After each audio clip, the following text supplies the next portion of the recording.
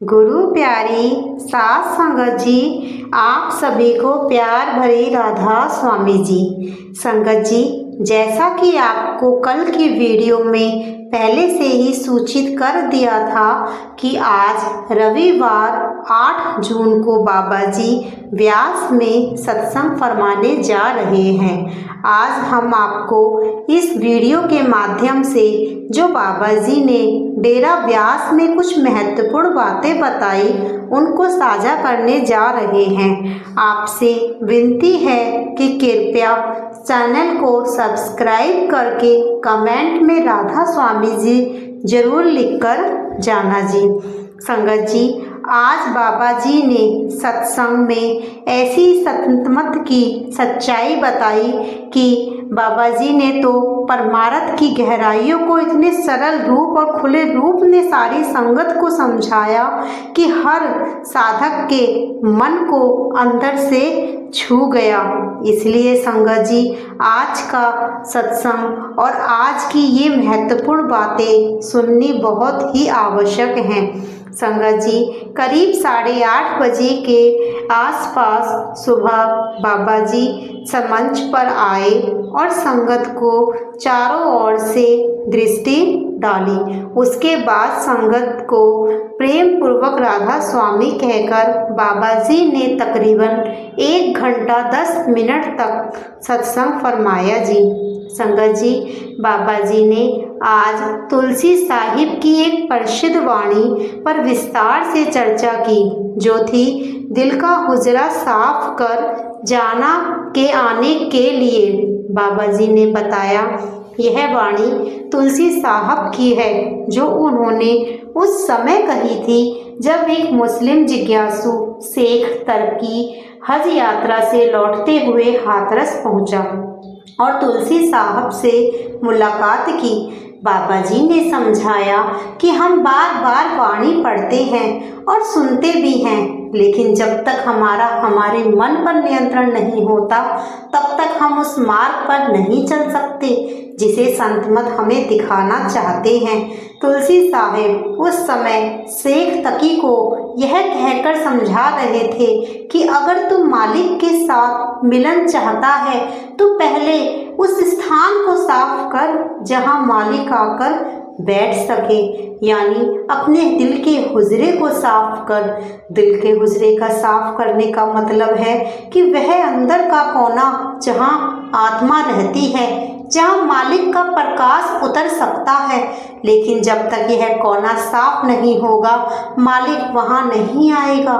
बाबा जी ने कहा, हम लोग तो बाहर के शरीर को संवारने में लगे रहते हैं, अच्छे से अच्छे कपड़े पहनते हैं, रंग रूप को निखारने में लगे रहते हैं, लेकिन मन की हमें कभी कोई खबर नहीं होती कि अंदर से हमारा मन कितना मैला है, कितना गंदा है।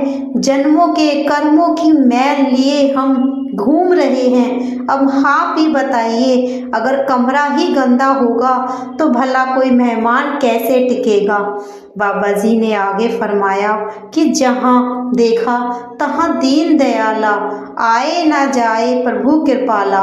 मालिक तो हर जगह मौजूद है, वह ना आता है ना जाता है। कमी तो हमारी तरफ से होती है कि हम खुद को इतना काबिल नहीं बना पाते कि वह मालिक हमें भला कैसे अपना लेगा। हमारा ध्यान पूरी तरह तो इस संसार की, इस दुनिया की चकाचौंध में रहता है। बस इसी मोह माया में हम मालिक से दूर हो गए हैं।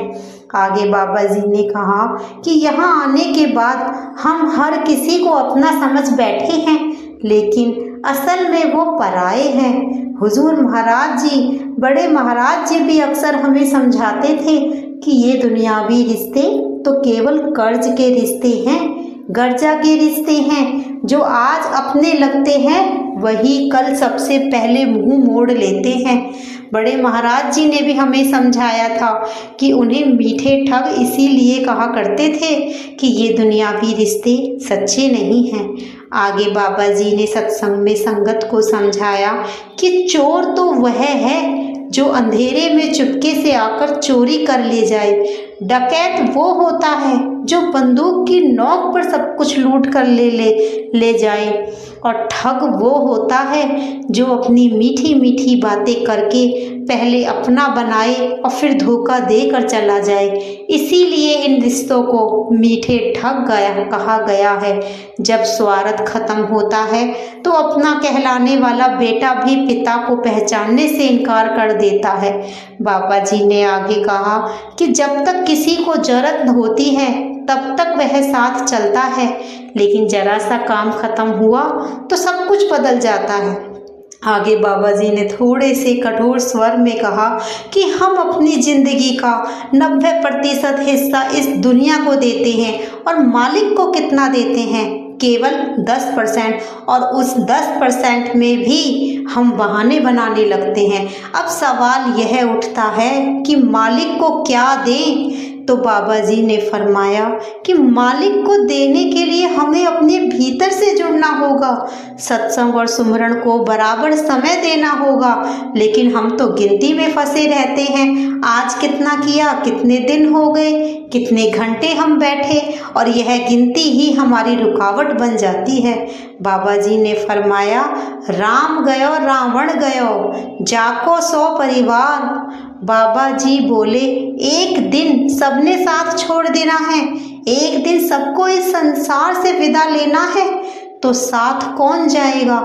नाम रहे साधु रहे, हो रहे यो गुरु गोविंद। यानी जो मालिक है वही रिश्ता है जो हमेशा साथ निभाएगा। आगे बाबा जी ने कहा कि हमें उस मालिक से रिश्ता जोड़ना है।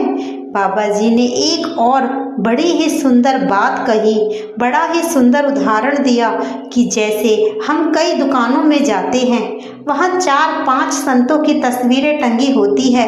हम सोचते हैं अगर एक नहीं सुनेगा तो दूसरा कुछ कर देगा। बाबा जी ने साफ किया कि एक पिता, एक से एक के हम बराबर हैं। बाबा जी बोले, मालिक एक है और हम सब केवल उसी एक के ही बच्चे हैं। जब तक हम उसी एक से नहीं जुड़ते तब तक हमारा जीवन अधूरा है। हम अक्सर खुद को बच्चा कहते हैं।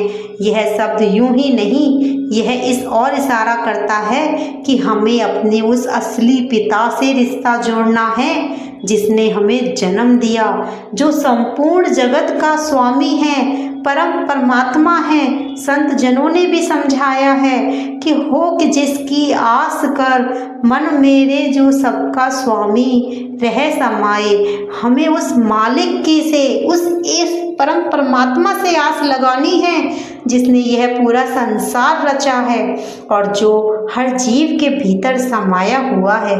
तुलसी साहिब कहते हैं कि अपने हृदय को दर्पण बना और उसमें सच्चाई को पहचान। वो कहते हैं कि तमाशा वह होता है जिसमें कोई सच्चाई ना हो। यह जो संसार है यह भी एक तमाशा ही है, क्योंकि यहाँ कोई भी सच्चाई नहीं है।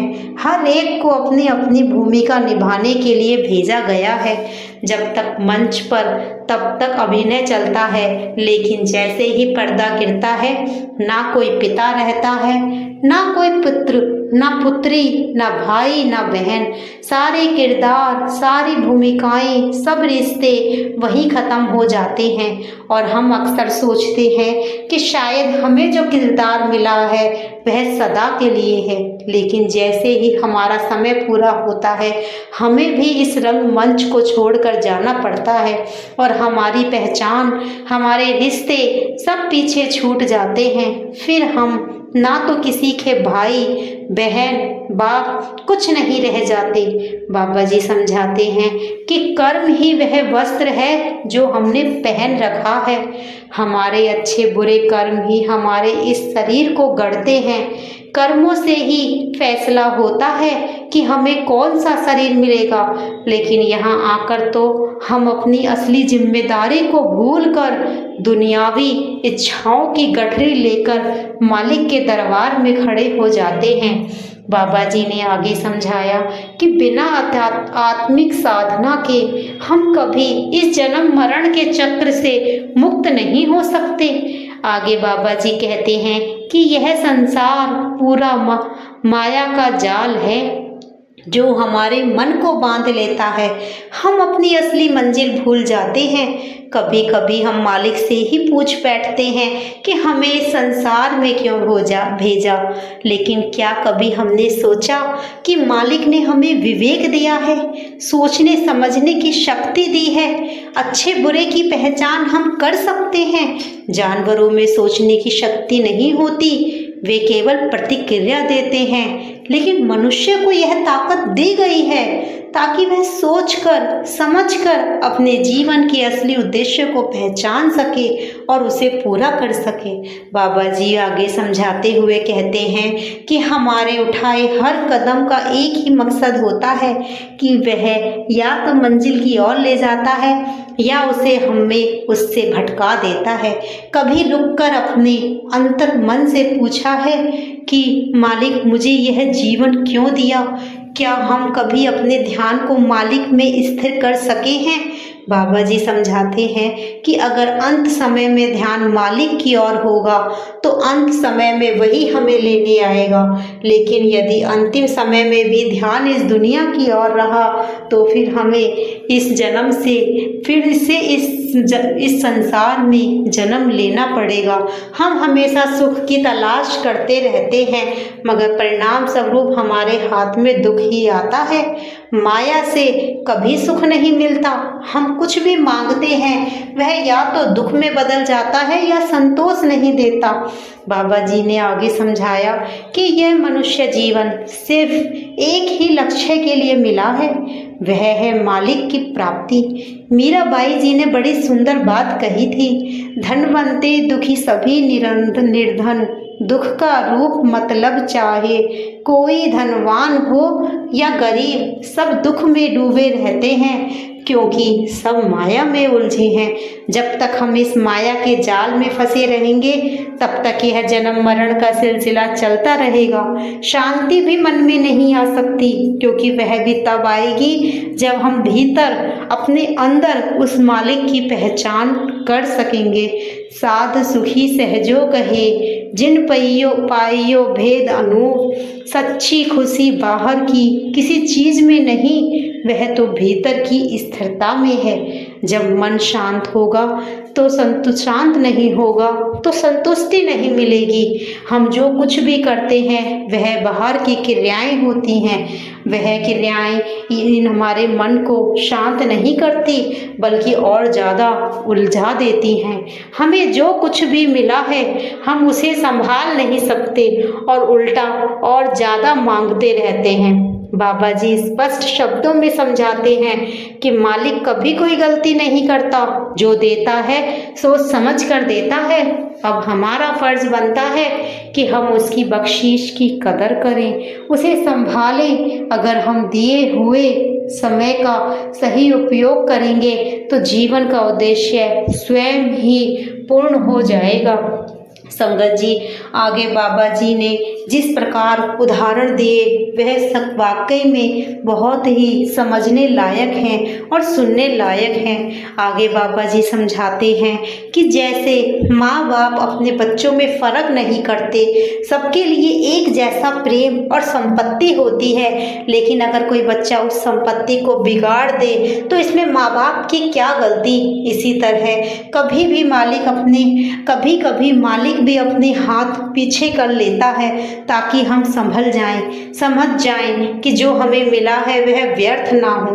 बाबा जी बार बार यही दोहराते हैं कि हमें शुक्र करना है कि और देखो मालिक कैसे तुम्हारा हर कदम पे तुम्हारी संभाल करता है।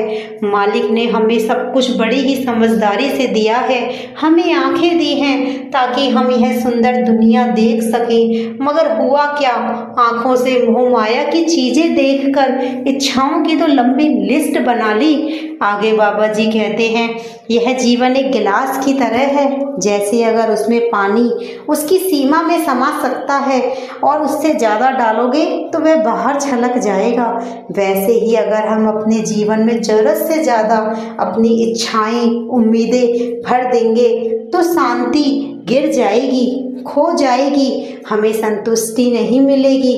हमें जो मिला है हमें उसकी कदर करनी है, परमात्मा से हम जो कुछ भी मांगते हैं वह तो हमें उससे कई गुना पहले ही दे चुका है, लेकिन हम तो भूल जाते हैं कि हमारी मौत हमारे दरवाजे पर खड़ी है और जिस दिन हमें उस दरवाजे के पार जाना होगा तब हम मालिक को क्या जवाब देंगे, क्या लेकर जाएंगे हम उसके पास। हमारा हाल तो उसके समान है जैसे एक बच्चा जब मेले में अपने पिता की उंगली पकड़कर हर चीज़ उससे अच्छी लगती है, मगर जैसे ही वह उंगली छोड़ता है वही मेले की चकाचौंध उसे डराने लगती है। तो क्या सोचो, क्या हमने कभी मालिक की उंगली पकड़ी है या हम भी माया के मेले में खोकर उंगली छोड़ चुके हैं? यह विचार करने वाली बात है। आज हम मालिक के लिए एक पल भी निकालने को तैयार नहीं, जिससे ने हमें सब कुछ दिया उसके लिए हमारे पास समय नहीं। अगर कोई जरा सा काम कर दे तो हम उसके आगे झुकते हैं, लेकिन जिसने हमें सांसें दी, पूरा जीवन दिया, उसके मालिक को शुक्र करने के लिए कभी नहीं झुक पाते। समय ही नहीं होता। हम सत्संग में तो आते हैं लेकिन हमारा ध्यान कहीं और होता है। आगे बाबा जी समझाते हैं कि सत्संग कोई रस्म की कार्यवाही नहीं है, यह तो रूहानी रास्ते पे चलने की शुरुआत है। सिर्फ मालिक का नाम लिया जाए वही असली सत्संग है। मगर होता क्या है, सत्संग से निकलते ही हम सब कुछ भूल जाते हैं। कौन सी वाणी थी, क्या बात हुई, कुछ याद नहीं रहता। आगे बाबा जी हमें समझाते हैं कि हमें अपने मन में स्थिरता लानी है, हमें अपने गुरु के हुक्म का पालन करना है, हमें नाम की कमाई करनी है और उस परमात्मा से मिलन करना है। हम भीड़ भाड़ से दूर बैठकर हम भक्ति कर सकते हैं। जैसे दफ्तर में काम के लिए काम होता है, स्कूल पढ़ाई के लिए होती है, रसोई खाना बनाने के लिए होती है, ऐसे ही हमें अपने मन के अंदर शांति से बैठकर उस परमात्मा का नाम लेना है। हमें अपने मन के अंदर जाकर माथा टेकना है, अपने उस परमात्मा के आगे अपना मस्तक झुकाना है और उसे याद रखना है। संगत जी, आगे बाबा जी ने बहुत ही प्यारा उदाहरण दिया कि कुदरती काबे में सुन, मेहराब में सुन, गौर से आ रही है वह आवाज़ ऊपर तेरे बुलाने के लिए। बाबा जी कहते हैं जब हम भीतर जाएंगे तो वही ध्वनि, वही अनहद नाद धुन सुनाई देगा, वही शांति, वही आनंद जिसे शब्दों में नहीं बताया जा सकता, वह हमें केवल अंदर से ही मिल सकता है। जैसे हम शाम की सैर पर निकलते हों और रास्ता भटक जाएं, वैसे ही जिंदगी की राह पर भी हम भटक सकते हैं।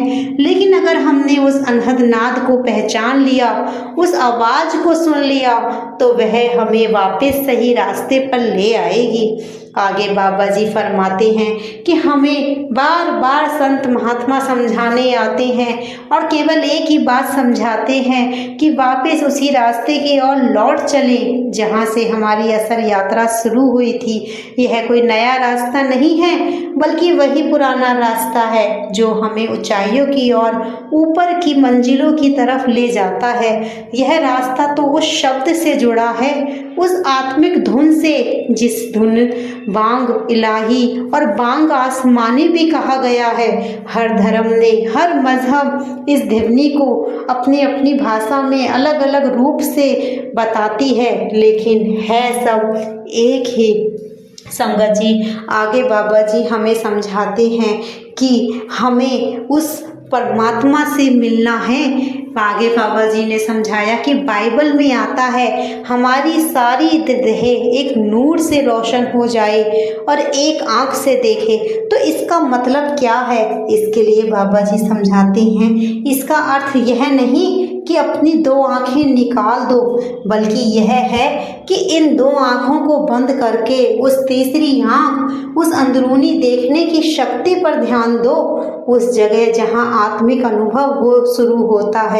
स्वामी जी की वाणी में भी यही बात कही गई है कि संत हमेशा दुनिया की उल्टी बात करते हैं। दुनिया कहती है जीना सीखो, संत कहते हैं मरना सीखो।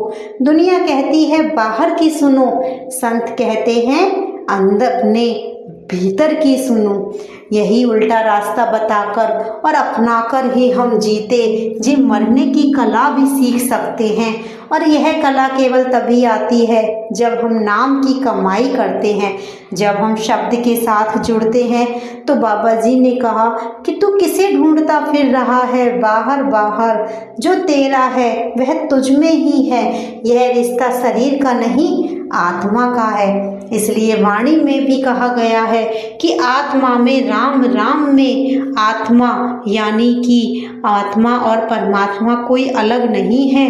लेकिन इस गहरे रहस्य को बहुत ही कम लोग समझ पाते हैं। आगे बाबा जी ने एक और सुंदर उदाहरण देते हुए समझाया कि सूरज एक ही होता है, लेकिन उसकी किरणें अनेक होती हैं, असंख्य होती हैं।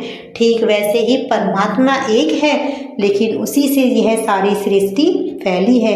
असली रास्ता कहाँ है? वह रास्ता हमारे अंदर है, हमारी नसों में है, हमारी सूक्ष्म नाड़ी में है। किसी ने उसे कुछ नाम दिया तो किसी ने कोई नाम दिया, लेकिन सभी उसी मार्ग की तरफ इशारा कर रहे हैं कि हमें उस परमात्मा से मिलना है।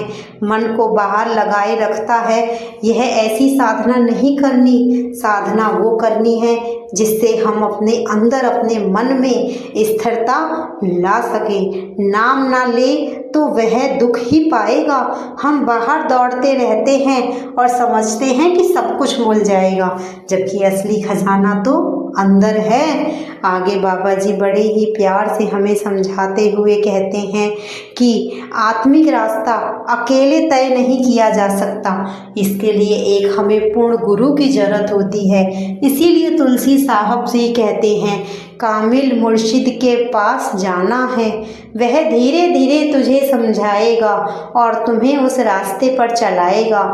यह राह कल्पना नहीं है, वहम नहीं है, यह अनुभव की सच्चाई है। संगत जी, यह वह महत्वपूर्ण बातें थी जो आज बाबा जी ने डेरा व्यास में फरमाई। संगत जी, आप सभी से आशा है कि आपको मेरी वीडियो पसंद आई होगी। यदि आपको मेरी वीडियो पसंद आई हो तो कमेंट में राधा स्वामी जी लिखकर ज़रूर बताना जी। राधा